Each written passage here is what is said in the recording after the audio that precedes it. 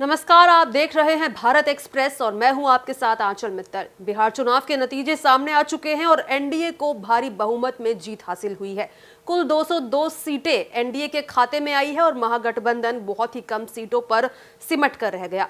ऐसे में बीजेपी को 89 सीटें मिली है। अब इसी बीच सवाल ये उठ रहा है कि क्या जो भोजपुरी सिंगर है पवन सिंह, उनकी अहम भूमिका क्या कुछ रही, क्या कुछ उनका रोल रहा जिसकी वजह से बीजेपी को जीत हासिल हुई, क्या उनका कुछ योगदान था या फिर नहीं। अब इसी को लेकर हम बात करेंगे, जिसके लिए इस वक्त मेरे साथ मेरी सहयोगी हिमांशी राजपूत भी मौजूद है और हम दोनों मिलकर इस चीज पर चर्चा करेंगे कि आखिरकार पवन सिंह का क्या रोल रहा। तो आपको क्या लगता है हिमांशी, पवन सिंह स्टार प्रचारक के तौर पर बीजेपी के लिए उन्होंने प्रचार किया और वो जो है नतीजा दिखा भी, बीजेपी ने इतनी भारी बहुमत से सीटें हासिल की, तो वही एनडीए का गठबंधन 202 सीटें उन्हें मिली है। आपको क्या लगता है पवन सिंह की भूमिका कितनी रही होगी? देखिए, पवन सिंह की बहुत महत्वपूर्ण भूमिका रही, क्योंकि पवन सिंह देखिए बहुत बड़ा नाम है बिहार में।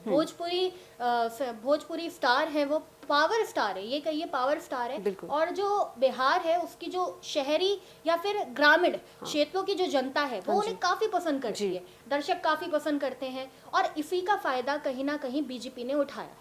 जी बिल्कुल, आप ठीक कह रहे हैं हिमांशी। मुझे भी ऐसा ही लगता है कि जिस तरीके से पावर स्टार आपने पवन सिंह को बताया और बीजेपी को कहीं ना कहीं फायदा जरूर मिला है, क्योंकि स्टार प्रचारक के तौर पर पवन सिंह को बीजेपी ने मैदान में उतारा था और उन्होंने प्रचार भी किया।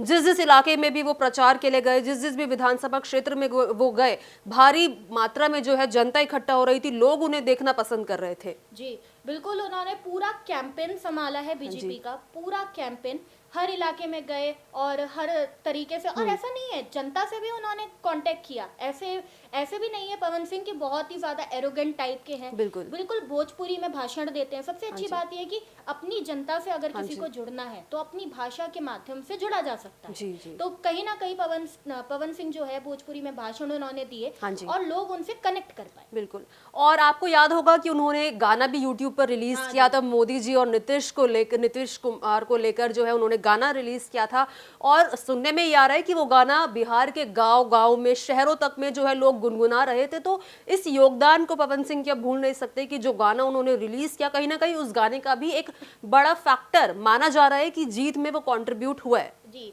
देखिए, पवन सिंह अगर फेमस हैं तो अपने संगीत की वजह से ही फेमस है।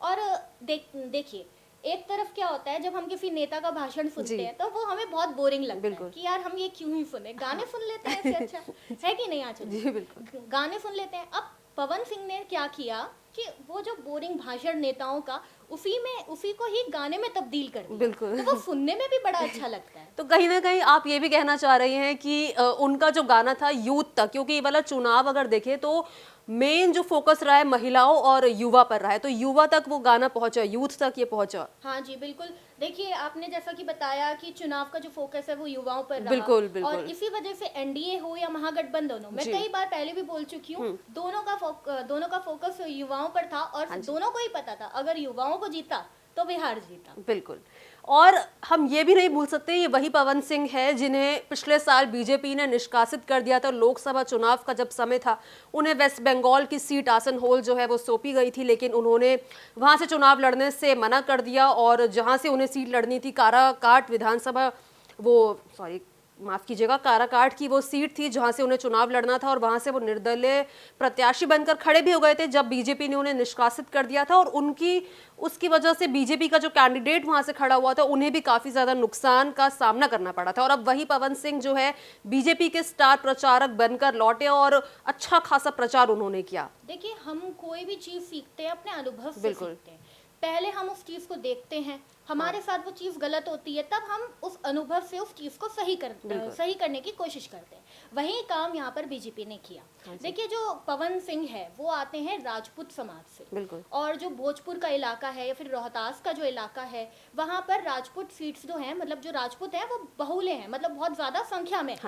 ठीक है, अब पिछली बार जब लोकसभा चुनाव में वो निर्दलीय उतरे, तो उससे क्या हुआ कि एनडीए से उपेंद्र कुशवाहा थे, तो इस वजह से क्या हुआ, वोट कटे। वोट विभाजित हो गए और कहीं ना कहीं बीजेपी को पता चल गया और बीजेपी को ये पता लगा या फिर एनडीए को ये पता लगा ये काफी नुकसान है हमारे लिए।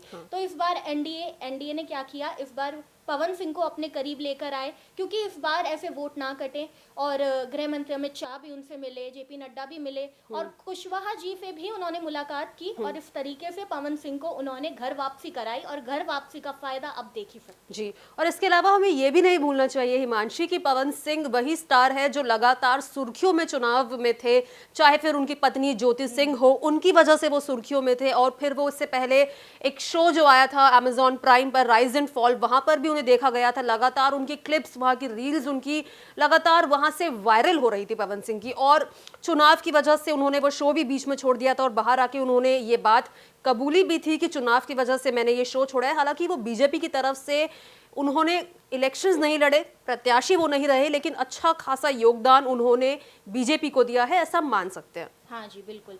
देखिए पवन सिंह, मैंने पहले भी बोला, बहुत बड़ा नाम है, हाँ जी। पावर स्टार है। उनकी जो ये है विवादित वीडियो भी वायरल हुई, लेकिन उसका भी इन इलेक्शंस पर बिल्कुल वो वीडियो मतलब, जो कितनी ज्यादा हाँ, वायरल हुई थी, वो महिला को जो उन्होंने छुआ था और बाद में उस महिला ने जो है सोशल मीडिया पर जाकर वीडियो भी शेयर किया था, वो भी उनका किस्सा काफी ज्यादा सुर्खियों में रहा, जैसे कि आप बोल रही हैं। तो उसका भी कोई नकारात्मक प्रभाव नहीं पड़ा एनडीए के वोट बैंक में, क्योंकि पवन सिंह को लोग काफी पसंद करते हैं। उनका जो सिंपल स्टाइल है, देसी स्टाइल है, कहीं ना कहीं बिहार में उनको जीत दिला के लेके गए।